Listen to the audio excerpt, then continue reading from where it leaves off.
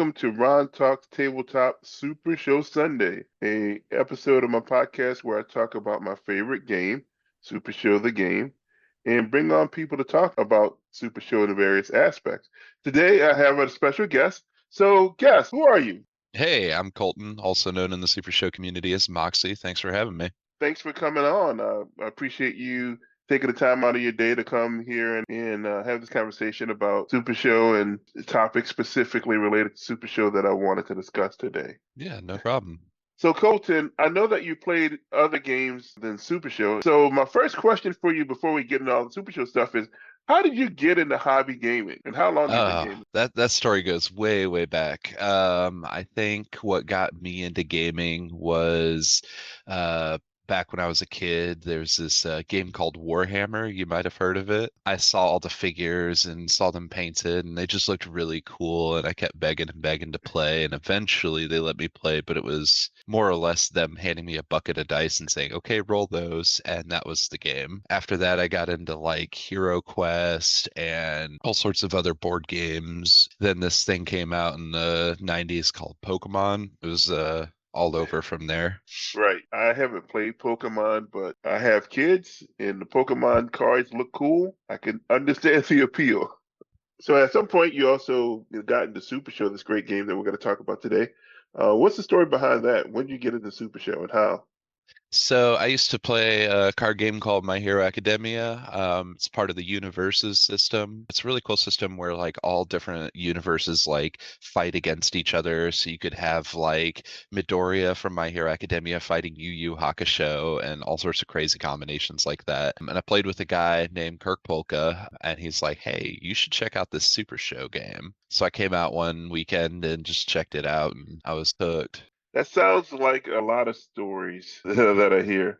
Kirk Polka introduced you to Super Show. Kirk, a pillar in our community.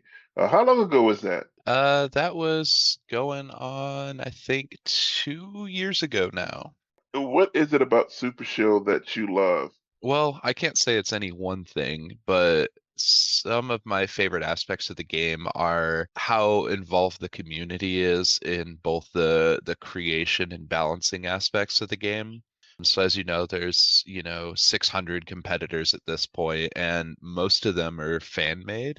We also have some independent wrestlers that exist in real life, but there are folks like Kirk Polka who have several competitors. And when you create a competitor, the process isn't just here's what I'd like, okay, thank you. You actually go on with the creator of the game.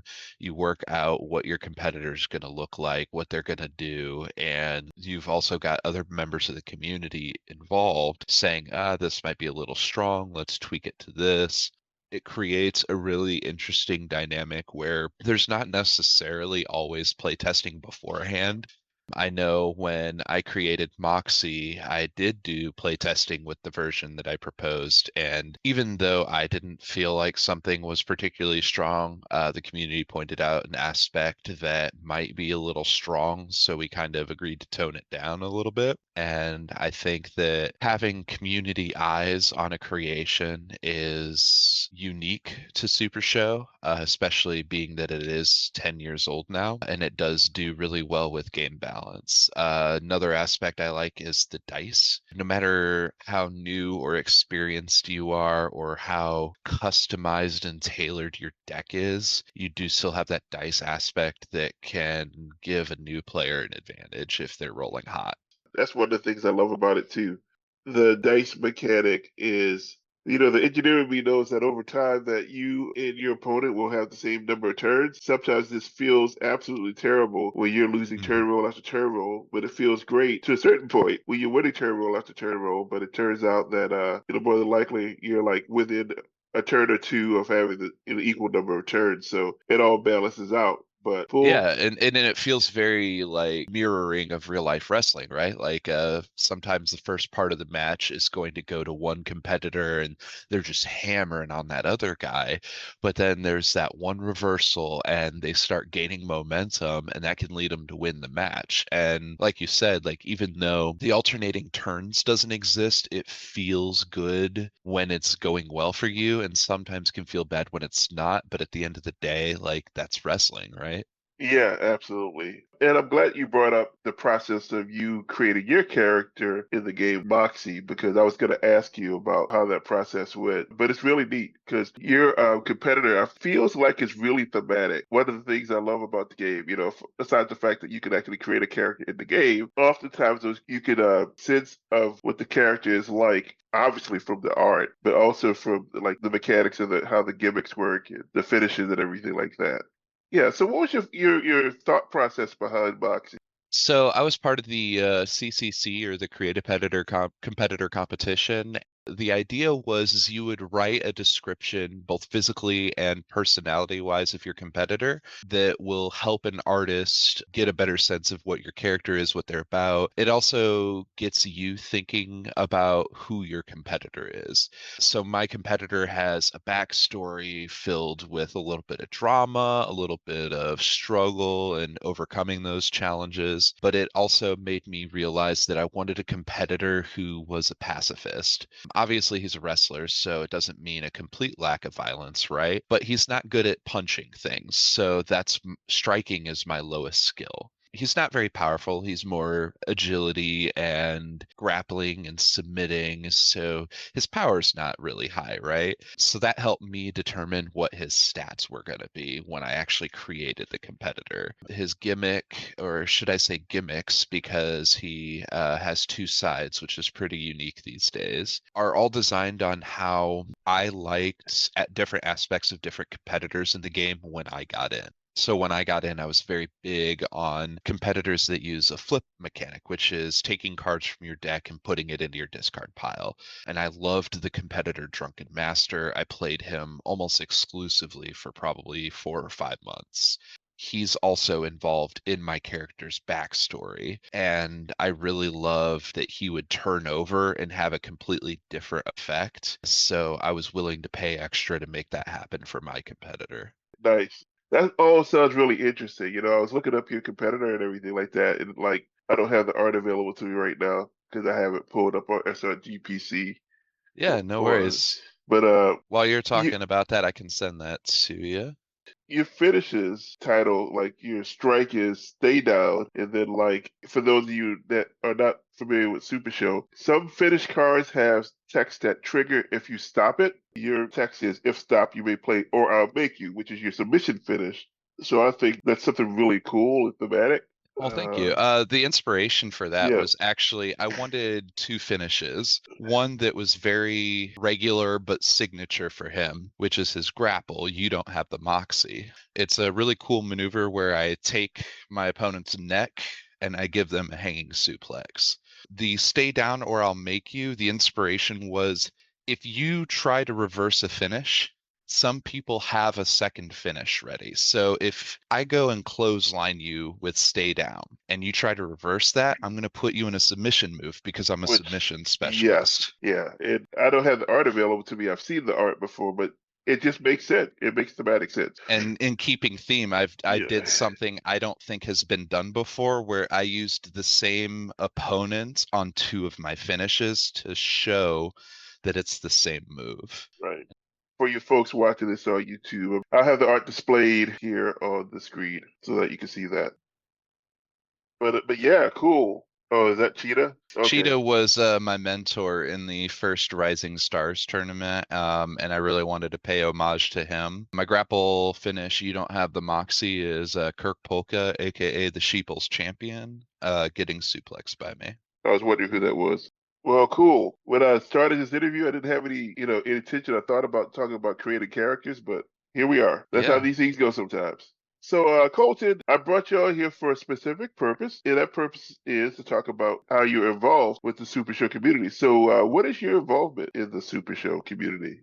at various events, I'm known as Merchant Moxie. I set up my collection and kind of hang out in what me and another collector call Trader's Alley. We just kind of hang out all weekend and trade cards. Locally, though, I am the GM or general manager for Miso's Game Room and Collectibles, where I help organize events. We have a monthly pay-per-view event where it's got either a deck construction or a competitor restriction competition or challenge. Just recently, in honor of Halloween, we had a trick or treat event where the card Trick or Treat number 13 had a special effect depending on whether or not you chose trick or treat at the start of the match. It was a lot of fun. People dressed up. The winner of that event got a GM's favor from me for any Miso local event. I'm also the store supervisor at Miso, so I'm involved in making sure that there's enough product to get into the hands of the players. For some reason, I just didn't click with me that you were also the GM for the Super Show local group as well. I knew that you worked with the store sub supervisory capacity, but I didn't know you held that role as well. Yeah, Interesting. it was a role that was previously filled by Kirk Polka. Unfortunately, he got really busy with life, job, and then having another kid, he became very busy. We had someone else take up the role after him. They got busy with school and sports. So it just made sense, I work there, and why have an intermediary when I could just be the GM? Right. So now I run events and I oversee two different belts. Cool. For you folks listening to this podcast that are supervisors or managers or game store owners that are also GMs, this is a guy to come talk to for some advice. I don't know about that, but I'm here to help. Yeah. So let's talk a little bit more about the community events and whatnot. So first of all, was there Super Show product and support there before you became the GM? In a store capacity, we want to support the community in the best way that we can. And the best and most beneficial for stores is obviously selling product. Me being involved in the community, working with the owner to make sure that we had the product just made sense. People come out for their locals. They do real good. They want to get a Mr. Ray's pack. Or, they're not doing well and they want to feel good, so they buy a Mr. Ray's. Right. As far as the store's involvement with community events, you mentioned that Misos does something monthly, but what other types of events does Misos do? I know of one off the top of my head, a big one. Oh yeah, so we'll get to that in a minute. Okay. So the pay-per-view is a monthly event, but that takes place on the same day as our weekly. So we're, from what I understand, fairly unique in the sense that we have weekly locals. Every Saturday morning, or I guess afternoon at 1 o'clock, we get together and we play Super Show. Even if it's just, bring out your favorite deck or whatever. You pay $10 for the entry fee, and we use all that money towards prize support. I think we do prize support in a fairly unique way where we'll get as much sealed product as we can with the prize support, and we'll actually spread it out, and whoever gets first just gets the first pick. So that way everyone's getting something. And usually after 3 or 4 rounds of drafting, we'll just give the rest to the newest player. So that way they can start building their collection. It is a nice way of doing things. It's great. Everybody walks away with something. And usually it's something that they want. It's something that they need. Yeah, and as a collector, like I can't tell you how many times I've looked down at the prize table and I'm like, I don't have like 3 of these because they're always putting out new product in the Mr. Race, and that's great. Yeah. So you guys do weekly events. Now, hmm I know that like here in ACCW only does monthly events. It sounds like your weekly meetups is more official scheduled thing. So that's cool. Yeah, it's a lot of fun.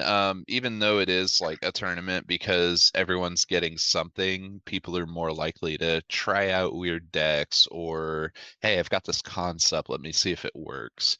So we usually get a lot of cool, interesting things to see. But to answer a previous question, I think on average, I would say we have 6 to 8 players on our weekly events, but our pay-per-views usually are pretty full. I'd say last one, I think we had like 16 players or something like that. Okay. Yeah, that's a good size. And then other types of events we run is at Miso's. We're fortunate every year we run what we call Miso Mania. It's a create a competitor competition. We've run it 2 years now, and the grand prize is creating your own competitor in the game. So we've got people coming in from different states, different parts of the country. We've got some people coming down from Florida, or up from Florida, down from Michigan. It's a really good event, and The first Miso Mania, we had, if I recall correctly, 54 players, and this year we were at 60. And as far as I know, it's one of the most attended creative competitors in the industry right now. Yeah, I mean, that's consistently. I know that there's been one-off events that have had more, but for an annual event, that's got to be the largest one that's held annually, which is cool.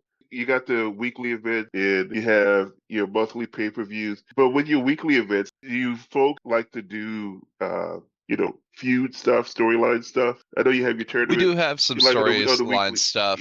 Unfortunately, it's not something we focus on as much. Okay. Hopefully, we change that.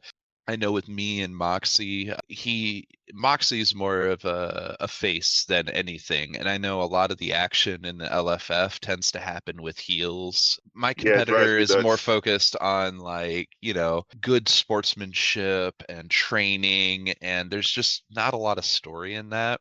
We had a story lined up that I think could still work out. Moxie's original mentor was, and the one who got him into the LFF in the game was Alexander Slamilton. As we Uh, know, he's been in a lot of directions and a lot of stories. Yes. Yeah, I was really curious about that because I have weekly locals and everything like that. That's a great opportunity to do some of this stuff if people were interested in it. Yeah, and I think another reason for the lack of drama and fun storylines is most of us are actually in the same faction. So we are the New Wool Order, and we're in faction wars this year. Every single person, I think, save two, are local. Ah, okay. All right. Interesting. I didn't know that. I knew about the faction, but I didn't know the composition.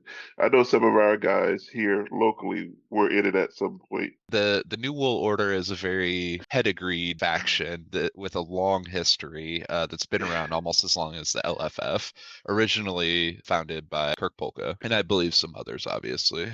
So, being a supervisor of a game store, obviously there's plenty of other products and events and all this kind of stuff. But Colton, what is it like supporting a Super Show community versus the other game communities? Not to try to be like negative or anything like that, but the Super Show community definitely has a different flavor. Oh, absolutely. I mean, a lot of other card games is very transactional, right? Like, here's your money, we're gonna play some games, give us some packs. That's it, right? Whereas Super Show, it's living, it's breathing, it's exciting. You have players jumping up and screaming, you've got lots of action happening. Like the players are getting more involved in the game and they're far more energetic about it than I think any other game we carry at the store, not just cards. People walking out in costumes, wearing wrestling belts because Miso's has two belts. There's a lot of attention being drawn to Super Show from outside forces, whereas like with Magic or some of these other bigger games, people are just walking by because there's nothing interesting. Right. I keep, hearing that a lot. Transactional, that's a good word to describe a lot of these other communities. I know like with the RPG communities, it's a little bit different because they're not competitive at heart, right? Mhm. I've been RPG gaming longer than any other type of gaming. And even with my favorite RPG groups, I have those bonds, those friendships over decades, but it's always like it's a small group, it's 3 to 6 people that you might be really cool with and might have that kind of bond. But being an outside observer of some games and even playing a couple of games like Lorcana, Star Wars Unlimited, particularly Lorcana, like it was more relaxed than other TCG communities in particular. It had more akin to the other games than the Super Show, you Yeah, know? because I mean, at the end of the day, Lorcana was still, I'm going to build my deck, I'm going to go to the store, pay them money, and at the end of the day, I'm going to leave with packs. And there was no like story being made. There was nothing tangible or entertaining about playing Lorcana. Right. Yeah, like you don't have crowds of people surrounding like the finalists in an Orcana tournament, cheering them on, right? Right. That's just wild. That kind of stuff happens with Super Show.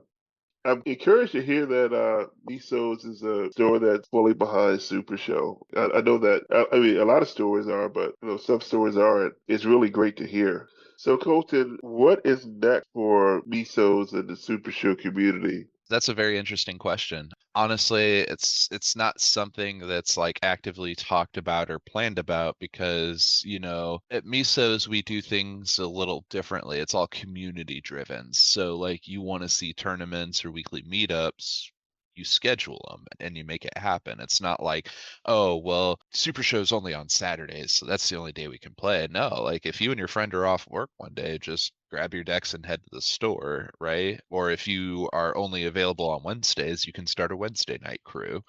So I think what's next is figuring out what ways we can make Super Show more visible. And the folks at Super Show the game have put together store demo kits that are very attractive. It's a larger playmat with wrestling ring on it and really good graphics, and then the 4-player starter box, the anniversary set that just came out. And I think that's a really great way to get people into it, figuring out a way to display Super Show products so that it's more prevalent. There are a lot of people who look at it kind of casually up at the cash register, but there's no like over the top spectacle. So I think I'd like to find a way that it can be more prominently displayed and get more demos going. It, Because we have a lot of people who try the game, they get in for a couple weeks, and then we don't see them again, either because life gets busy or they had a bad experience. And I just want to find ways to bridge that gap. right. I know what you're saying about like folks that kind of like they'll casually browse the product. Because at my game store here, Level Up Games in Duluth, Georgia, they have Super Show product, but they move it around from time to time, so it's never really in the same spot. And they're great about supporting the product, which is cool. But they move stuff around. The big names get the prime space, of course. They have a bunch of other TCGs, but like I've been on the other side, like that was Super Show, but with kind of like looking at other stuff. Well, that looks kind of interesting, but you don't really do anything about it because like for some reason it doesn't grab you because it's not in the prominent space or they're not really pushing it or what have you. And even with the group basically being self-sufficient, I only see them advertise Super Show events once a year, and that's for the CAC, which is kind of frustrating for me because it's like many other games with a smaller presence now, they get advertising for their events. So kudos to you and Misos for trying to be a little bit more visible with Super Show and even thinking of ways to try to make it even more visible, which Yeah. I think is worth it. And if you want some ideas and some help in getting them to advertise your guys' events more, feel free to reach out after the podcast. Sure. My final question for you, Colton, is a question that I asked all my guests. So, Colton, what is something interesting about you that people may not know about? I have an obsession with game design, game theory, and understanding the ideas behind games. So I do my best to play every single game, board game, card game, miniatures game, sometimes video games, but less on that recently. So if you can name a miniatures game, it's almost guaranteed I've played it. I might not actively play it, but I have played it. And I'm pretty expansive in my trading card game and board game knowledges as well. Nice. I mean, I didn't know that. I'm still a relatively new player in the community, but I never knew that. So that's cool. Do you have any further ambitions? You mentioned game design, like you're interested in that space. Is there Um, anything? I've been working on a game, actually several. One of them's just a concept. Most of them are just concepts at this point, but I plan to hopefully in the near future start expanding my networking skills with people in the game design community and hopefully have a game come out here soon. I've got one that's in the final phases, just looking for an artist and put it on Kickstarter. Oh, wow, cool. Yeah. Well, much luck with that one. I hope it goes very successful for you. Thank you for coming on the podcast. Do you have any final plugs or thoughts or anything that you want to share with people? Support your local stores. Like if you want something, talk to them, be respectful, and just understand if they're not interested right now, it might just be that there's not enough space, time, or they don't know that it's going to bring enough revenue in, and just kind of work with them to figure out what that problem is and how you can help solve it. Where can people find you, Colton? People can find me anywhere really. I've got Twitch, the Moxious one. I'm also the Moxious one on Twitter. You can find me hanging out in the Facebook groups for Super Show. Pretty easy to find. Thanks, folks, for listening to the Ron Talks Tabletop podcast. And until next time, see you later.